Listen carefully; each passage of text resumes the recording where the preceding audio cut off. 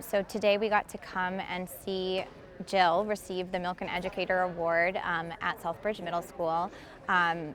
Watching her receive the award was really awesome, but watching the children react to her receiving the award was so special. There were children crying, jumping up, high-fiving. It was really awesome to get to see today.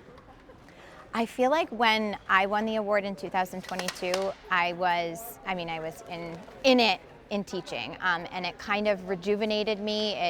It reminded me why we do this every day, and I think that she's gonna get to go to California and meet all these other wonderful teachers from around the world, and it's just going to inspire her to, if she can, even do more here at Southbridge Middle School. So I think that that's awesome. Yeah, so you now have once you receive the award, you now have access to all of these other teachers who become like a family to you.